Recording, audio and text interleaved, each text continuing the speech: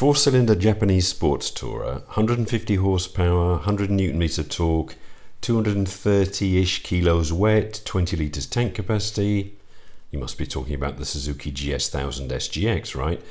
Well, kind of. The Honda CB1000GT announced today certainly looks very similar on paper, and if I were a Suzuki executive, I'd be a bit worried because Honda have recently been bringing us extremely competitively priced bikes that undercut and outperform just about every other competitor.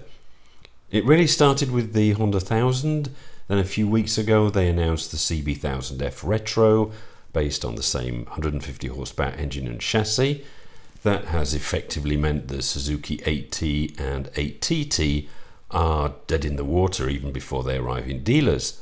Now there are no prices for this CB1000GT as yet, but the base spec Hornet 1000 is 10,600 here in Portugal, and the CB1000F is about 12,000. So we could very well see this new GT coming in well below the 15,000 euro mark. So that's near identical performance to the Suzuki GS1000 SGX, at least on paper, for a good 3,000 to 4,000 euros less. The Suzuki is 18,000 euros here in Portugal, which probably explains why I've yet to see one on the road. Anyway, I'll give you my take as we run through the press statement, and wherever possible I will try and spare you the marketing blurb. So, it's derived from the CB1000 Hornet platform, designed to combine Fireblade performance with long-distance comfort and practicality. Well, yes, I do hope so, because one of the main complaints about the Hornet has been the uncomfortable seat, so good to see there's a comfort seat available here. It uses a 1000cc inline four-cylinder engine producing 150 horsepower and 102 newton meters.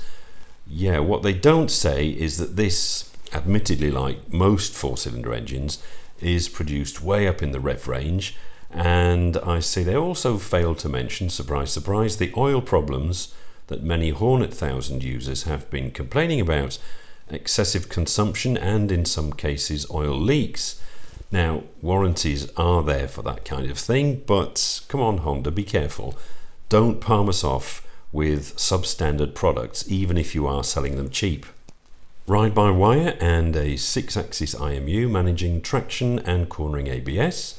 Gearing has been altered to optimize mid-range torque and relaxed motorway cruising, that's good, while a slipper clutch and standard quick shifter provides seamless gear changes.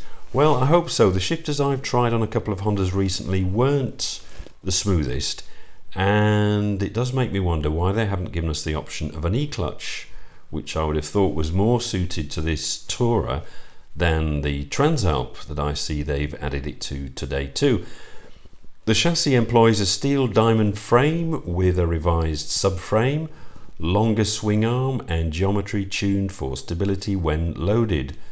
Showa's electronically equipped ride adjustment suspension, front and rear, is standard, offering 4 preset modes: standard, sport, rain, tour, plus a user setting, very similar to the Suzuki again.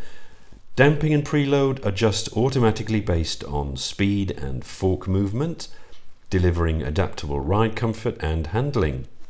Curb weight is 229 kilos, it's okay. Seat height 825mm and ground clearance 135mm. The 21 litre tank gives a potential range of around 340 kilometers. So a bit more range than the Suzuki, which is always nice to have. I must admit I will miss the 20 litre tank of my Tiger 900 if I do decide to chop it in for something a bit sportier.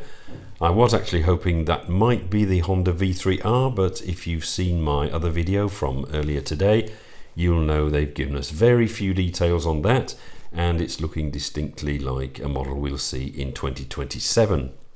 This CB1000GT is set for 2026 though, and equipment levels do seem very high.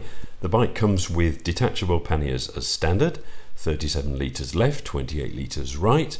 Well done Honda. Suzuki have been umming and ahhing about their panniers ever since they launched the GX. Sometimes they're a paying option, Then they chuck them in for free for a few weeks, so at least with the Honda we know where we stand. They are factory fit. We get a 5-position adjustable screen, cruise control, yes, at last. This is unavailable on the Hornet and CB1000F, but clearly Honda have stepped up for their touring variant. You also get heated grips, knuckle guards, a center stand and smart key ignition. Wow, the 5-inch TFT display, optically bonded for clarity and sunlight. Yeah, that'll be the same one we've been seeing on just about all new Hondas these past 2 or 3 years. Supports Honda Road Sync for smartphone connectivity, which I've had on my ADV 350 scooter for 4 years and never used, but if that's your thing. You also get navigation, calls and music via a Bluetooth headset. A USB-C port is integrated for charging. Styling developed jointly in Italy and Japan, so like the ADV 350 scooter and NT1100 Tourer. More on that in a minute. Optimizes aerodynamic efficiency and functional protection. The sharply cut fairing was refined using CFD. What's that? Computational fluid dynamics or something, isn't it? Posh for a wind tunnel, basically. So that's been used for stability and rider comfort. Lighting is full LED, and indicators feature auto cancel and emergency stop. Environmental considerations include plant-based Durabio plastics for the screen and recycled polypropylene in seat bases. Okay, good. Braking is by twin 310mm floating discs with radial mount Nissin 4-piston calipers at the front and a single 240mm disc at the rear. Tyres are 120/17 front and 180/17 rear. Rider assistance includes adjustable power, engine braking and traction control parameters across the ride modes, with full cornering ABS integration from the IMU. 3 accessory packs available: Comfort, which is tall screen comfort seat, deflectors and fog lights. Sport Pack, which gives you undercowl decals. What's that? Oh, belly pan maybe. All right.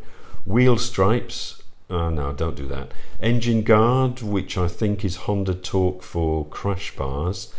And there's an Urban Pack, which gives you the 50-litre top box and an alarm. Individual accessories include an Akropovich slip-on silencer and billet parts. Oh, the CB1000GT will be available in 3 colours: Grand Prix Red, Pearl Deep Mud Grey. Honestly, Honda, you don't help yourself, do you? Seriously, Deep Mud Grey? Couldn't you find something a little bit more positive? And the 3rd colour is Graphite Black. It represents Honda's return to the premium sports tourer segment with a balanced mix of refinement, performance and all-weather touring capability. So yes, all that sounds very promising, except that we don't know the price. If it does come in under or around €15,000, it could be a huge hit and maybe sound the death knell for the similarly priced NT1100, which in my humble opinion wouldn't be such a bad thing. I know it's a very popular bike in France, donc désolé pour les proprios qui m'écoutent, but it's one of the dullest bikes I've ever tried. Anyway, what do you think? Could this new CB1000GT kill off the NT1100 and Suzuki GS1000 SGX in one fell swoop? Or are Honda trying too hard to stem the tide of cheap Chinese bikes and serving us up substandard engineering in the process? Anyway, as always, thanks for watching.